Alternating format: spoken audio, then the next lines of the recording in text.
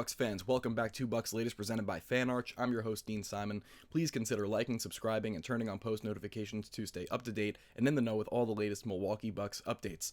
Alright, so first thing on the docket today, it is official. Ryan Rollins is back in a Milwaukee Bucks jersey on a 3-year, $12 million deal. Things weren't looking up after the Bucks rescinded his qualifying offer, making him an unrestricted free agent, and he could have went to a number of prospective suitors, according to certain reports.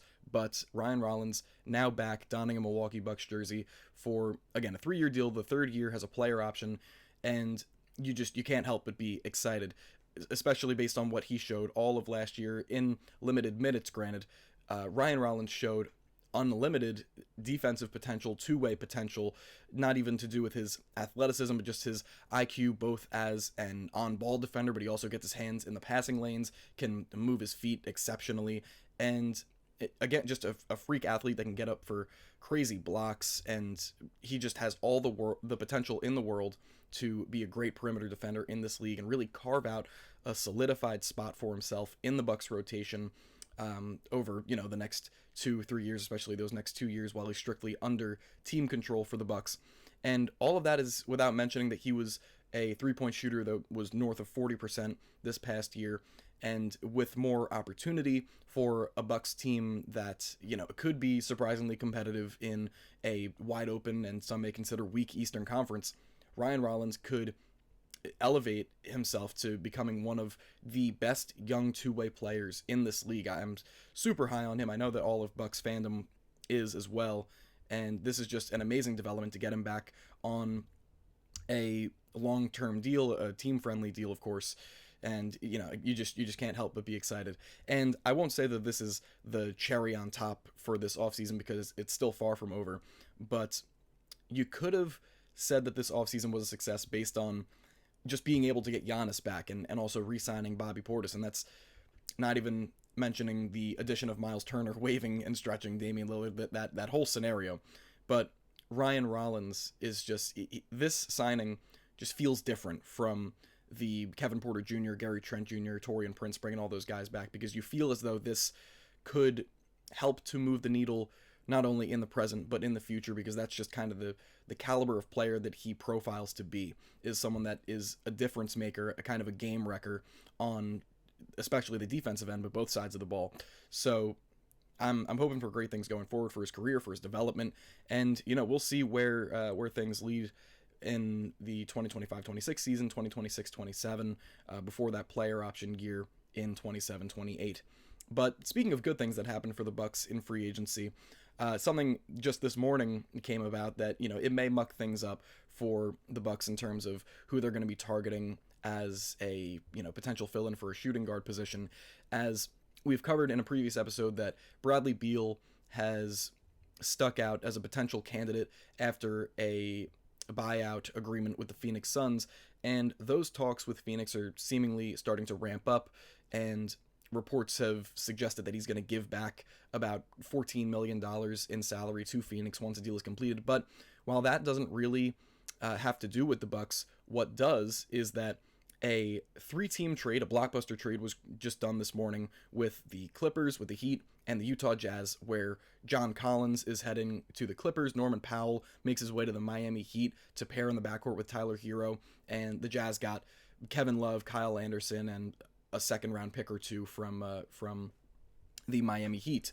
But what makes this significant for the Milwaukee Bucks perspective is that Evan Sidery from Forbes specifically came out and said that after dealing away Norman Powell to the Heat, bringing in John Collins, it leaves a pretty big vacancy for the Clippers at their shooting guard position, and that is one that Bradley Beal is a huge contender to fill after a buyout agreement is agreed upon with the Phoenix Suns. And it's not like it's the end of the world if Bradley Beal happens to go and sign with the Clippers, try and help James Harden, Kawhi Leonard, and now John Collins win a title. But it would kind of be a punch to the gut, because I was someone in the past days or over this past weekend that was kind of high on the idea of bringing in Bradley Beal, because the only negative connotation, as I said in, I believe, the previous episode to this, the only negative connotation that you could bring up with Bradley Beal is that he's come to have the worst contract in the NBA. But if you strip away the contract, you strip away the fact that he's not worth $54 million or $57 million annually, he is still a really good player that can offer you a pretty great scoring punch, whether it's as a starting shooting guard in a lesser amount of playing time or off the bench as your sixth man.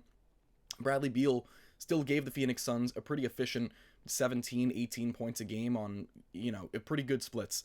And he still has a lot to offer as purely as a talent in the NBA. It's not like his best days are behind him because of his contract or because of whatever off-court stuff to do with salary. Bradley Beal is still an effective player, an effective scorer that can add something to a team like Milwaukee that, was kind of starved for one-on-one shot creation this past year, and that could need a punch like that, whether it's, again, off the bench to be in a tandem with Bobby Portis or whoever. Bradley Beal is still a pretty great option. If he goes to the Clippers, it makes a ton of sense. You can't deny the basketball sense that it makes for Bradley Beal to kind of take over Norman Powell's spot as the go-to streaky scorer. Norman Powell wasn't streaky, but Bradley Beal can be at times in the past year or two. But as their scorer at the shooting guard position, makes a ton of sense, but would also hurt for the Bucks, who were maybe looking to get him or a player of his archetype on a team-friendly deal to make the Bucks even more of a dark horse contender in the Eastern Conference, specifically for next year, with the Celtics out, with the Cavs still reeling from their second round exit, trying to, retool and get things right to compete as the presumed favorite to come out of the East next year. But Bradley Beal, it would hurt for him to go to the Clippers, because I liked watching him, especially as a Wizard, averaging 31 a game.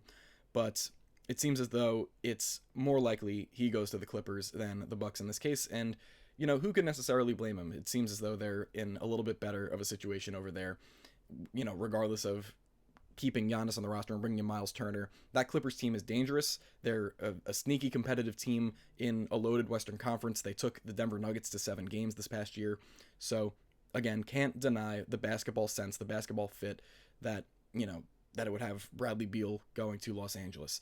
And in another recent bit of news that could muck up things for the Bucks in free agency, back-to-back segments here, Chris Paul recently announced that his career may be coming to an end, or will definitely be coming to an end after the 2025-26 season. He said that at most he wants to play one more year. So fans and media personnel alike in the NBA sphere are wondering where that's going to lead Chris Paul, because this looks to be the final year of his illustrious Hall of Fame career.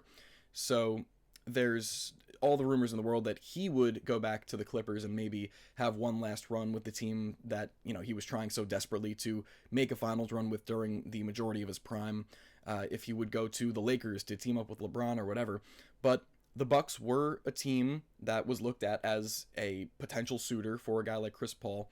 And with this retirement announcement coming, with the fact that he got into a little bit of a scrum with Giannis this past year, and he might not be looked at as favorably by both the Bucks players, by Giannis himself, by their front office, as he would have maybe if that didn't happen, it makes things a little bit harder, because Chris Paul was, and in my eyes, is still one of, if not the best backup point guards that you can get on this free agency market right now, because he gave the Spurs, again, at 40 years old, just played his 20th season going into his 21st, gave him like 12 points, around 7-8 assists, in an efficient manner, played all 82 games. He is still clearly one of the best backup point guard options in the entire NBA. And it wouldn't make sense, flat out, for the Bucks to not at least explore that option, explore the possibility of bringing in Chris Paul to shore up a bunch of their pick-and-roll ball handler responsibilities, because, again, talking about basketball fit, you can't deny that Chris Paul and Giannis is a dream pairing. So the fact that Chris Paul may possibly be taken off the market pretty soon and by a team that's a little bit bigger of a market team, like the Clippers, like the Lakers, whoever, because it would be more favorable for him to retire with a team like that than a team like the Milwaukee Bucks. And this is when he's previously stated that he wants to play closer to his family. He wants to, prioritize his family as his career kind of winds down. And I'm not sure that the Milwaukee Bucks, as an organization, location-wise, they would grant him that opportunity. So a lot of things to take into account with Chris Paul and his ongoing free agency and where he might land. But it looks as the days go by, as the news keeps coming out that can affect his free agency decisions, that the Milwaukee Bucks may be looking less and less likely like a potential destination for Chris Paul. And finally, we are going to talk a little bit about AJ Green, because he was, of course, on a team with Gary Trent Jr., with Taurean Prince, two of the league's best three-point shooters percentage-wise in the NBA this past year.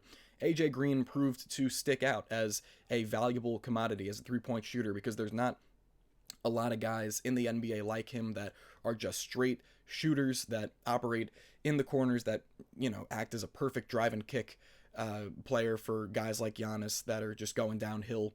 AJ Green shot the three at a little bit under 43% this past year, putting him in a super high echelon in terms of three-point shooters in today's day and age. And the potential for him to net an extension this summer with the Bucks is very, very possible. And specifically, SB Nation's Zach Day said that he could get an extension somewhere within the realm of 3 years, $9 million, so $3 million annually. And I don't disagree with that, because getting a straight shooter like AJ Green for that price, where, especially in the playoffs, I know I use the Bucks first round playoff series against the Pacers as sort of like the barometer for like, how did this guy for the Bucks perform in the playoffs like this past year when it was only 5 games. But AJ Green shot the ball at over 51% from 3 in that series, and that was on a lot of attempts. I believe he was like 18 for 35 in terms of 3-point shooting in that 5-game sample size, in which it was a physical series. And you wouldn't think for a team like the Pacers, but they showed that they could get physical throughout their playoff run, and that's what it was. And of course, that was two teams that didn't like each other from the beginning, and AJ Green stuck out as one of the best, if not the best, 3-point shooter in that series. Of course, there at the top with Gary Trent Jr., who was keeping the Bucks season alive with his 3-point shooting. But at the end of the day, I think it's very possible that AJ Green could get that extension of 3 years, $9 million, or even $12 million, something like the Ryan Rollins range of salary. So would love to have him back, at that price point, and it just makes all the sense in the world. And anyways, that'll be it for me today. Thank you very much for watching another episode of Bucks Latest presented by FanArch. I've been Dean Simon. Again, turn on those post notifications, like, subscribe, comment below, tell me what you think about all these different segments, all these different pieces of news, and I'll be sure to get back to you. Thank you very much again for watching, and I'll see you in the next one. Go Bucks.